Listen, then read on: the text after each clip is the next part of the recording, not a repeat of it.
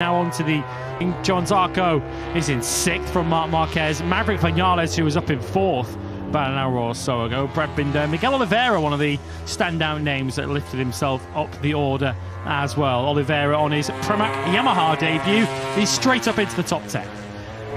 Yeah, good job that, isn't it, by the Portuguese rider? Low 140s for him. Here is Somkiat Chantra then. In Indonesia before he handed it back again. This year, Johan Martin was the one who had to most laps led, most poles, whatever it is. Every time Pecco Bagnaia looked like he was beginning to close the gap and get on top of Jorge Martin, Martin was behind Bagnaia for the remainder of the season, and that is essentially what he did through the race in Malaysia, the sprint and race here on the week. Patience too on his way back through the field before passing Pedro Acosta for the victory. That's how good Maverick Vinales can be, but for every victory such as that for Maverick Vinales, you have weekends such as Buriram, where he was 20th in the sprint, the Grand Prix here last. Well, the atmosphere is good. Anyway, if we know that the start of the season, maybe all the season could be difficult for us, but it's not an issue, and it's just another project. We have already the good mindset to approach of the new era. This is not no secret whatsoever, is it? Just what an absolute class rider Pecco Bagnaia is, and such a class person as well. The way that he spoke after losing the World Championship here on Sunday, spoke in nothing but glowing terms about the incoming World Champion, Jorge Martin. Spoke, of course, didn't he, about his admiration for Jorge Martin and the job that he's done over the last 3 or 4 years, and he even went as far to say, like, if I was going to lose the championship to anybody, it would be Jorge Martin. Talk about being gracious and gentlemanly in defeat. So much to admire about the way that Pecco Bagnaia has conducted himself both on and off track this year. He's a wonderful ambassador for this sport and a phenomenal talent too. And as you say, when he gave his interview to Simon Crowfar in Parma, he didn't want to really say too much. He didn't want to take away the moment from Jorge Martin. He said, hey, this is Jorge Martin's day, it's his championship, he deserves this spotlight. The spotlight doesn't really belong on me, but he did everything he could on the Sunday. But he knew, as he said, from the moment he crashed, quite clearly reflects on the points that he let slip away, the crash with Alex Marquez in the Grand Prix in Aragon, some of his sprint slip-ups through the season, Sepang being the freshest in our memories, of course, but that is not his only sprint DNF of the season. He went through that run in the first part of the season from Austin through Jerez, Le Mans and Barcelona. He only scored 1 point this season all in 2024. 11 wins in a season, the best winning tally for an Italian rider since Valentino Rossi also won 11 in 2000. Only their feedback on the Yamaha YZR M1 to try and move it forward and closer to the front. They do need some help as well, don't they? The Iwata factory, you know, they burning the midnight oil to try and get updates. Also because, you know, we are leaving or we are finishing this season with some let's say good information. Will the season finish exactly here, though? Because I imagine we was chatting with Augusto earlier, great to have him on board, by the way, that he's going to be testing, hopefully for the first time in Jerez in, what, a couple of weeks' time? Who? Augusto. No, with a smile on your face. This year we are really done. Everyone needs some holiday. Obviously, today, a big day, because you've got 2 more full factory bikes. Initial feedback being today. Yeah, first of all, I'm really curious to listen tonight the briefing, because you know, especially the first runs are going to be important for us to get their real feedback they can compare, and those information are very helpful for us. But judging from beside, it will be 5th and 7th of February, and then the pre-season.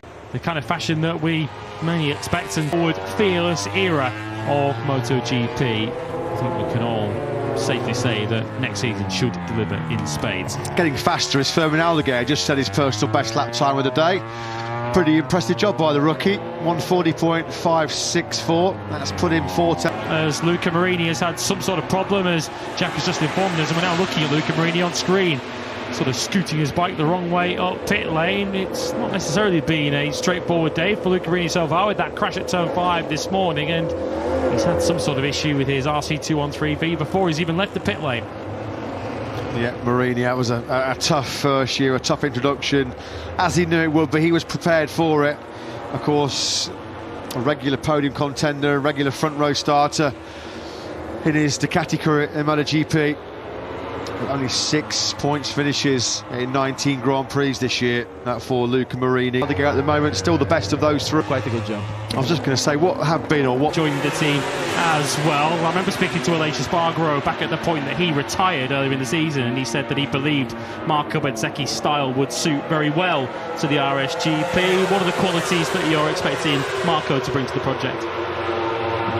Marco is a super nice guy, and I think he showed in last year some very special qualities.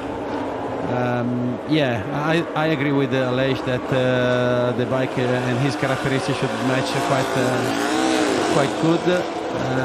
Engine capacity wise in the first first three gears, because it's not till fourth they let the thing go and allow full power, and so yeah, Tardozzi said he's intelligent, he's going through a methodical process, figure everything out, super experienced, he knows that's the right way to do it, you know. Yeah, so they have to go. It's next season, at the end of next season, he wants to be world champion once again, doesn't he? Well, we'll hold him to his. We'll hold him to. I was going to say hold him to his word. We'll hold him to working hard as he has done since he first threw a leg over that LCR Honda. Is Johann Zarco still keeping assist? Just while we were looking at Zarco, about the Hondas, what I saw at what we can still call today Repsol Honda is. It looked to me that... Because at that stage, you were getting the impression that Johann Zarco's patience was wearing wafer thin at that point. Perfect stopping now. Let me see behind your knee. I'll just try and figure out if it's the new one. I think it is. I can't... I'm sorry, I can't... I believe that's the one he did the race weekend on, not the new one. Luca Marini then, heading out for the last 10. How difficult it was going to be. You know, Matt, that's a really good point, and I believe they're heading out for starts, aren't they? Start practice, they're just getting back on the old bike after doing a lot of them doing that. It's a really good point what you said, because it's one thing to say, right, I'm going to HRC, they'll go forward, and that clutch was a bit juddery, wasn't it?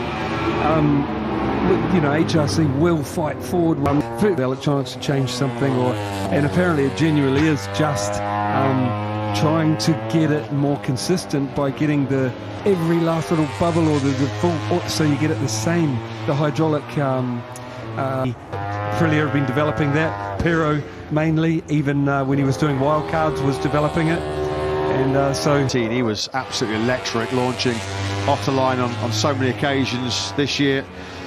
I think Jorge's going to be very, very happy, very content, very satisfied. Yeah, there was the blip of the crash at turn 5, but he did 77 laps on that RSGP, 11th quickest. I think if you'd have said to him before today, you're going to be a second off the best pace, and I think he would have definitely taken that. As Johann Zarco then comes to the grid, ready to full throttle, off he goes. Perfect. Bang on that was, wasn't it? It's Fermin Aldeguer then. This is going to be interesting. Yeah. Eyes on stalks time for the rookie here. Sunsets on 2024. Alex Marquez goes into the winter fastest at the Barcelona test. Fabio Quartararo for Yamaha and morale boosting second.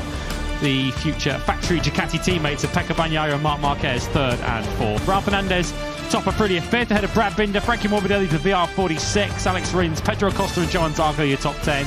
World champion Jorge Martin 11th. Is that the last time for a year at least that we see him run the 89? Maverick Vinales on his KTM debut 12th ahead of Marco Bezzecchi, Aleix Espargaro and Joan Mir. Enea Bastianini had a big crash this afternoon, went back out on track and set the 16th fastest time. Miguel Oliveira for Pramac Yamaha 17th. They seemed pretty happy when he caught up with Jack. Luca Marini 18th from Michele Pirro, and the first of our rookies, Fermin Aldeguer.